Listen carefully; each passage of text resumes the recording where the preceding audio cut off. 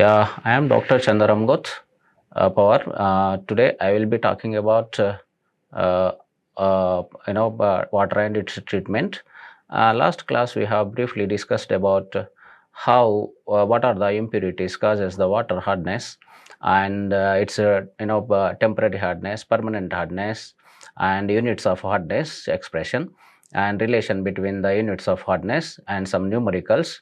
ADTM method for the total hardness calculation, and specifications of potable water, followed by the treatment steps involved in the treatment of potable water. Now let us briefly go about the troubles. What are the boiler troubles? What is the boiler and what are the boiler troubles? So basically, boiler is a, as it is mentioned here, closed vessel in which water will be fed, and this will be further heated up. So upon heating, the water starts, whatever the fed water is there, that will be starting boiling, and upon boiling, the steam generation will takes place.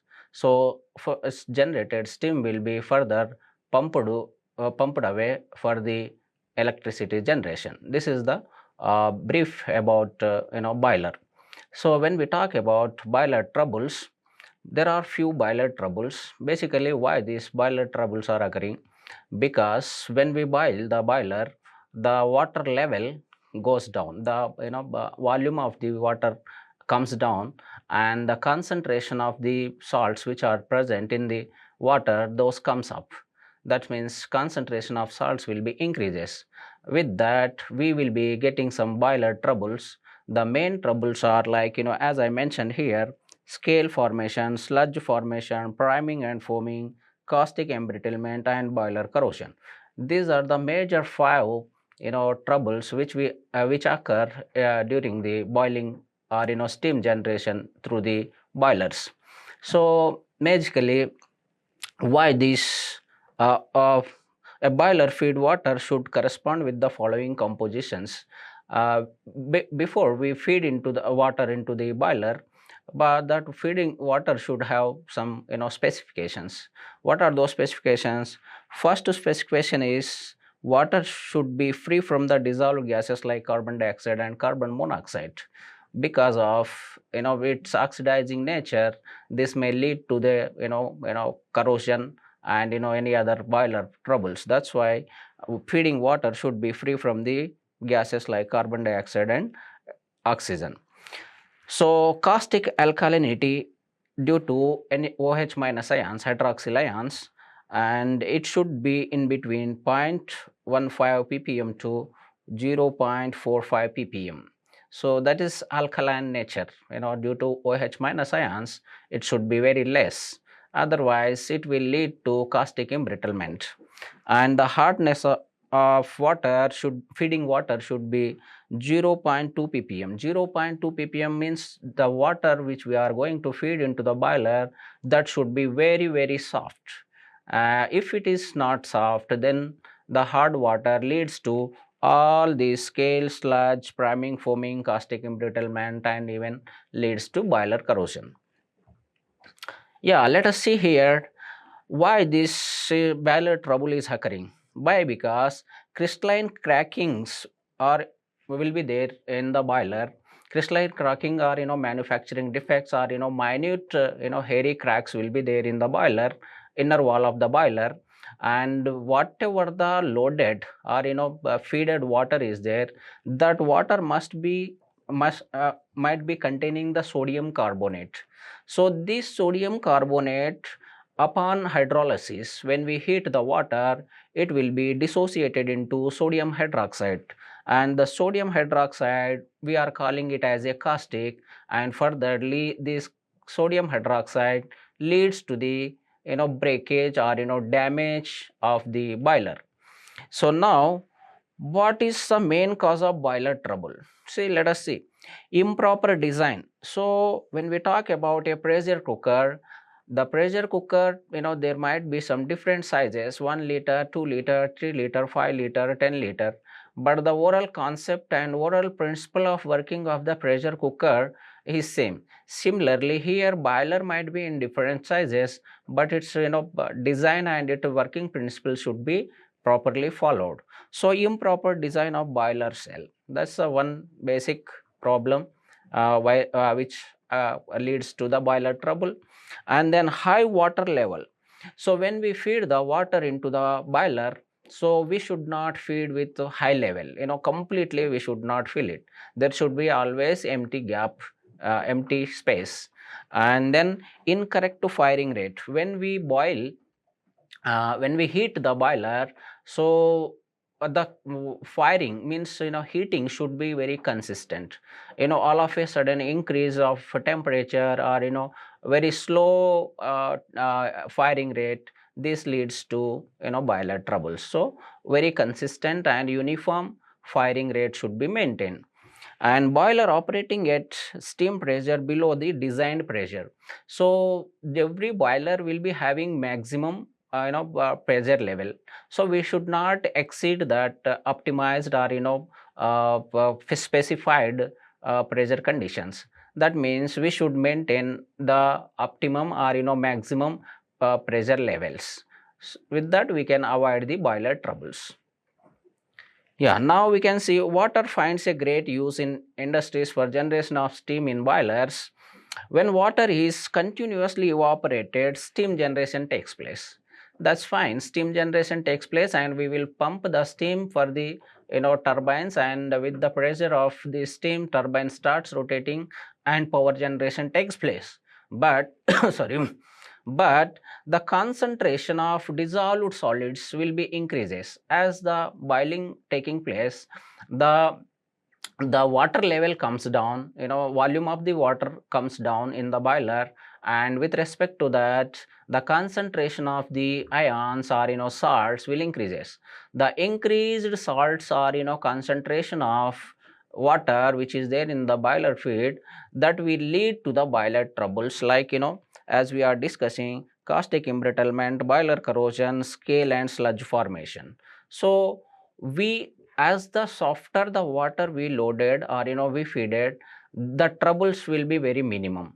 But as the concentration increases due to the presence of salts, high permanent and temporary hardness causing salts, then as the concentration increases, the boiler troubles will be more. Now we can see caustic embrittlement. Embrittlement is nothing but something breakage, or something damage, or cleavage.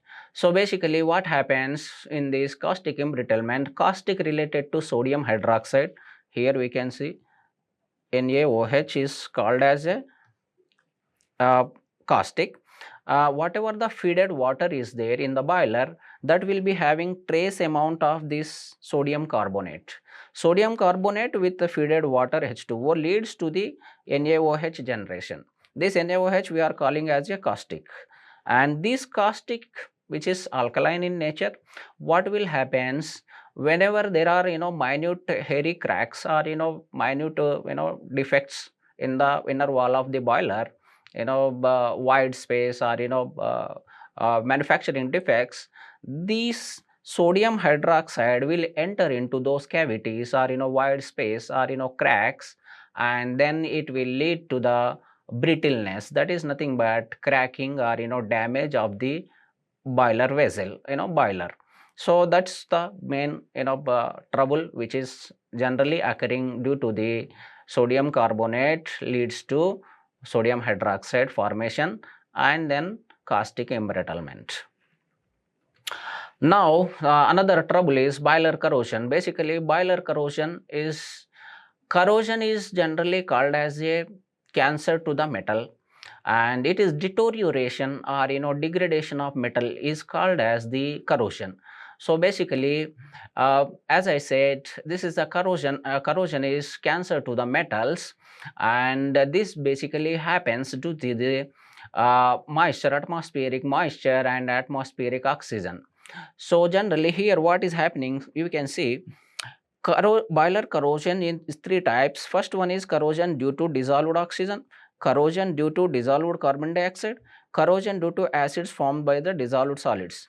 Now let us see first case, corrosion due to dissolved oxygen. What's happening here?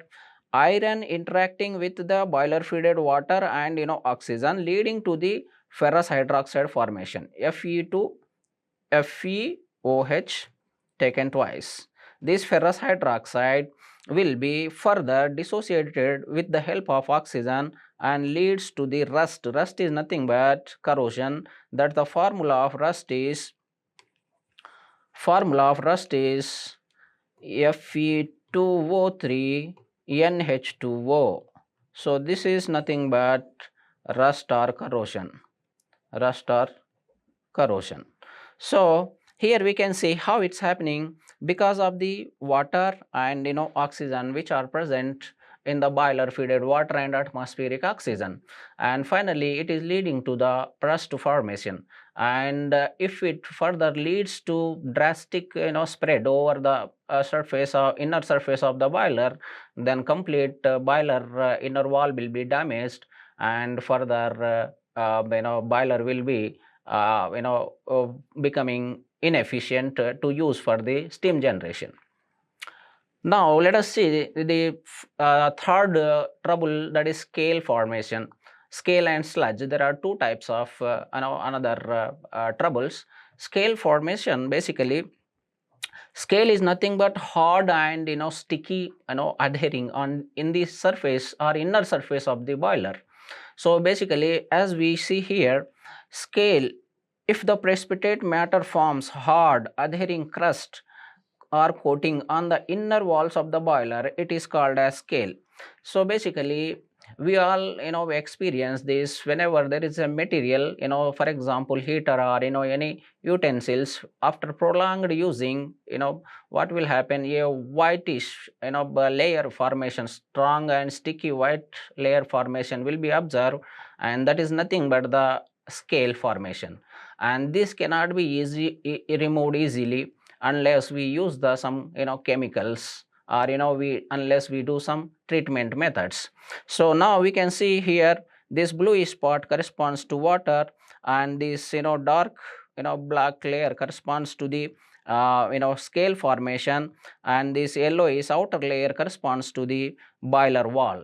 Now we can see the how scale, with this thick layer scale formation happening inner wall of the boiler, and this can be removed by some chemical treatment methods, which we will be discussing in the next class.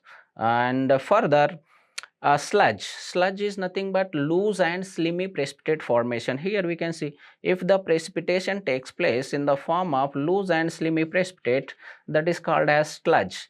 For example, this sludge is like oily or loose sticky layer, which we can be easily wiped out, and which can be easily removed by some simple methods, whereas sludge scale cannot be removed by simple methods unless we do the some chemical treatments, whereas sludge can be easily removed by wiped out or scrapped out by doing some simple chemical methods.